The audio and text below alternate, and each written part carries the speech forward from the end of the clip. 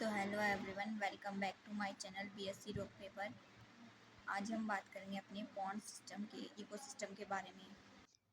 Pond का मतलब होता है तालाब और इकोसिस्टम का मतलब होता है कि आखिर जो पॉन्ड होता है उसके अंदर किस प्रकार से चीज़ें क्या होती हैं, मैनेज होती हैं। ठीक है, तो ये देखो मैंने एक डायग्राम बना रखा है जहाँ पे मैंने ग्रास उगाए हुए हैं और ये हमारा क्या है, वाटर के अंदर जो सबसे नीचे जो ये है, यहाँ पर सोइल प्रेजेंट है। साथ में यहाँ पर बहुत सारे बैक्टीरिया, फंजाई और डिकम्पोजर्स और फ्लैजिलेट्स क्या होते हैं, प्रेजेंट होते हैं। ठीक है, साथ में जो वाटर होता है वहाँ पर हमें क्या करते हैं, बायोटिक फैक्टर्स देखने को मिलते हैं।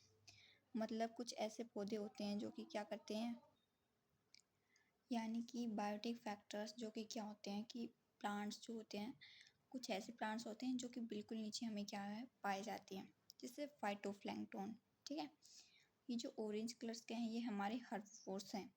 ठीक है, हर्बीवोर्स मतलब जो कि क्या करते हैं, प्लांट्स को खाएंगे। तो प्लांट्स को कौन खाएगा, वाटर के अंदर हमारे जूप्लैंक्टन्स। ठीक है, साथ में यहाँ पर हमारी वाटर के अंदर स्मॉल फिशेस भी देखने को मिलेंगी, ये छोटी छोटी, ये वाली। फिर यहाँ पे कुछ लार्ज फिशेस भी देखने को मिलेंगी, जिसे अपन क्या कहेंगे, कॉर्निवर्स। ठीक है, कॉर्निवर्स क्या करेंगी, जैसे कि हमारी फ्लेमिंगो लार्ज फिशेस होती हैं तो ये स्मॉल फिशेस को खाएंगी। ठीक है, जैसे ही सन की जो लाइट है और टेम्परेचर है इस पर गिरेगा तो यहाँ पर जो क्या है, ऑर्गेनिजम्स क्या करेंगे, अपना प्रोसेस स्टार्ट कर देंगे। मतलब फाइटोप्लैंक्टन को खाएंगे जूप्लैंक्टन को खाएंगे हमारे स्मॉल फिशेस को खाएंगे लार्ज फिशेस। ठीक है, ऐसे। साथ में सबमर्ज, फ्री फ्लोटिंग और मार्जिनल प्लांट्स, फाइटोप्लैंक्टन्स और एल्गी।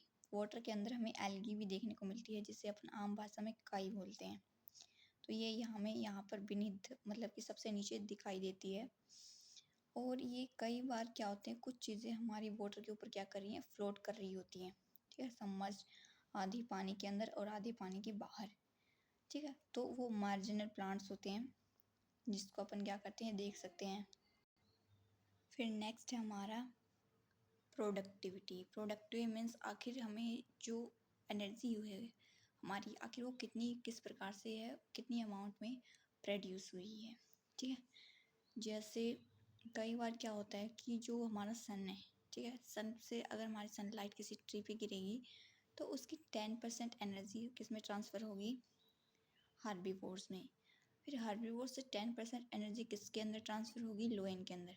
ठीक है, तो ये हमने पिछले लेक्चर में भी पढ़ा था कि जो गोट है वो डायरेक्टली डिपेंड होती है ट्री के ऊपर, प्लांट के ऊपर, जबकि जो लोएन है वो इनडायरेक्टली तरीके से क्या है, डिपेंड करते हैं लोएन के, मतलब कि जो लोएन है वो इनडायरेक्टली तरीके से किसके ऊपर डिपेंड करते हैं, ट्री के ऊपर।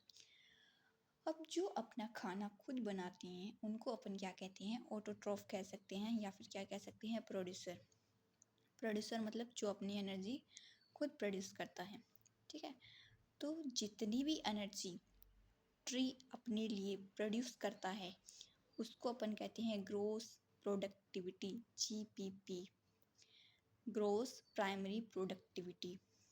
ठीक है, अब अपन क्या कह सकते हैं कि ये जो GPP है इसमें से जो एनर्जी ट्रांसफ़र हुई है नेक्स्ट मतलब कि ऑर्गेनिजम्स के अंदर, ठीक है, जितनी ट्रांसफ़र हुई है, लॉस हुआ है, उसके अंदर जब ट्रांसफ़र होगी तो 10% क्या होगा, लॉस होगा।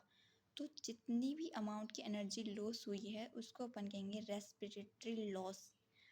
जैसे कि यहाँ से एनर्जी 10% क्या हुई है, कम होके फिर ट्रांसफ़र हुई है, वैसे ही तो जो लॉस हुआ है उसको अपन कहेंगे रेस्पिरेटरी लॉस। ठीक है, फिर है हमारा कि